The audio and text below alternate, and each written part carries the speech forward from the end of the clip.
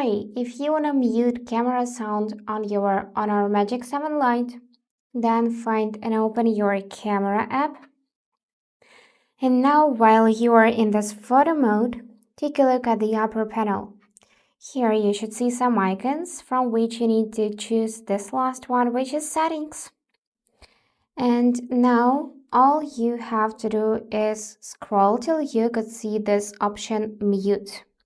Now let's enable it by tapping on the switcher, and when you'll try to take a photo by pressing camera shutter button, you'll see that now there is no sound.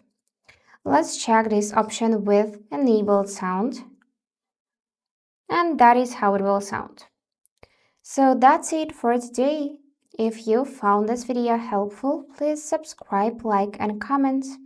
And I wish you all the best. Bye bye.